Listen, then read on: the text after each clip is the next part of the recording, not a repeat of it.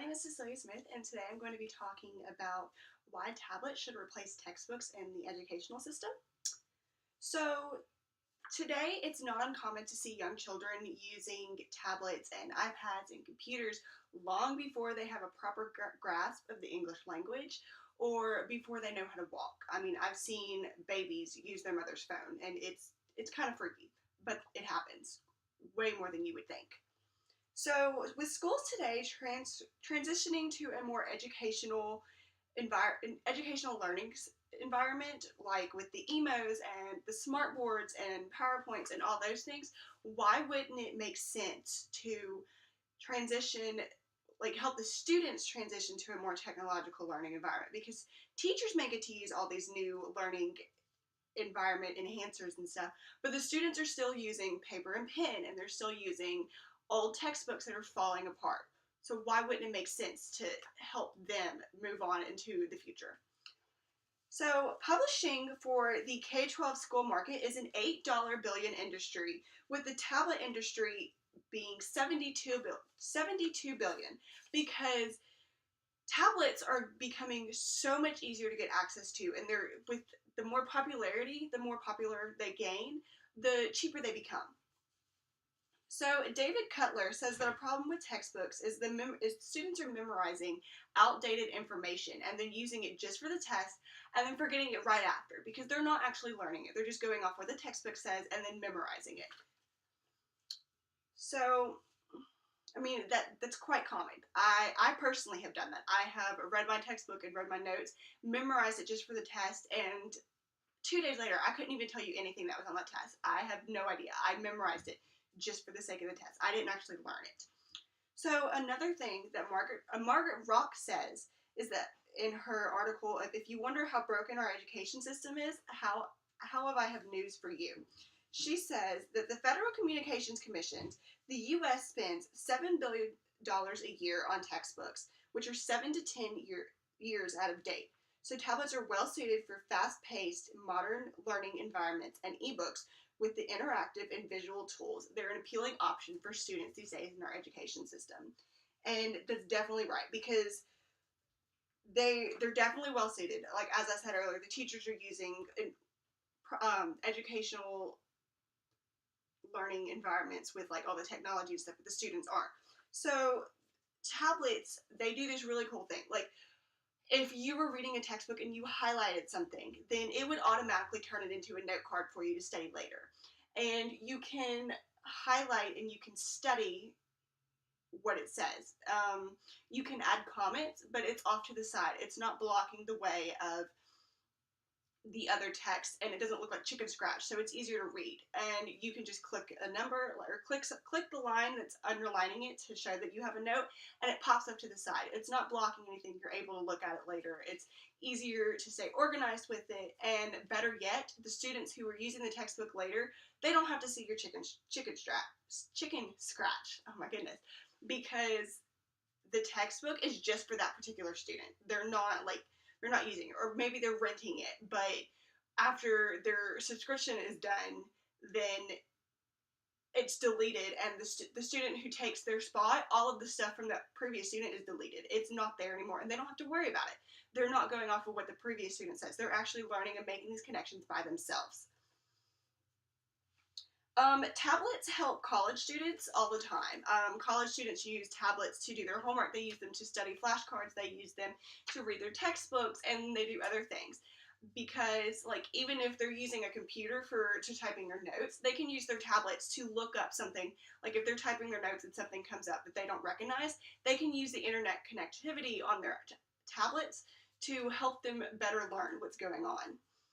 David Rapp says that they cost less, obviously, if you buy them in bulk. They're vandal proof. The students aren't writing in them, they aren't scribbling in them, and then the students who get them later, they don't have to worry about an erase and all those wonderful things. And they're updated quite frequently. You can sometimes, like, on the weekends, like, a teacher could go through manually and update each tablet, or there are those things that the iPad does, like with iCloud, and they update every few weeks or so at night, just automatically. You don't have to worry about updating them. But even if they are updated, they're getting more frequent information, more updated information, and students aren't learning outdated stuff. They aren't learning stuff that happened 10 years ago when there may have been some new information surfacing from 3 years ago that's quite important for the students to learn. Obviously, they can incorporate videos. Some textbooks have videos that you can click and it shows them like how a cell works, or how when you're studying inertia, how stuff may interact with the inertia and cause it to happen, and like Murphy's laws and all those things. It helps them to better understand, and they can actually see it in action. They don't have to like try to figure it out. They don't have to go look up proper videos on like Brain Pop or something. It's all right there in their textbook. There's the online connectivity where they're able to look up stuff that they may not understand. And then there's the interactive things where the highlighting and the flashcard and the notes and all of those wonderful things. It kind of plays hand in hand all with each other. And in each child, it gets better education because they're not updated and they're not falling apart. They're not 7 to 10 years old and they're learning outdated information. So with each child getting these things, getting tablets, they get a better education from it. They're not using bad textbooks. A lot of people are worried about the cost. It's no secret that tablets are expensive. Just this past Christmas, my parents spent a heck of a ton of money on my tablet, but it helped me with school, so it was worth it. But anyway, with the cost, it's really not as much of a problem as you think it is. Margaret Rock says, in the future of education, tablets versus textbooks. The FCC based $3 billion cost savings association with the cost of each tablet equaling about $250, but when you buy them in bulk, it decreases the cost to about $150. So, that's a pretty good deal. That's saving about $60 per student, and then another $40 of that cost can go towards building a better networking, because that's another concern. Schools may transition to iPads, but that's not going to work, obviously, if there's not a good enough network to hold all of those textbooks in use at once. If there's too many people on the network using technology at the same time, then obviously it's going to crash and it's going to be of no use to anybody, and then everybody is kind of out of luck. So the tablets obviously keep up with students' technological-led minds. As I said in my opening statement, students are using technology for their cell phones, they're using it for their tablets, they're using it for their computers, they're using it for basically anything that you could possibly need it for. There's so many options and so many things that technology can be used for. They understand technology better than anything. That's their language that they speak.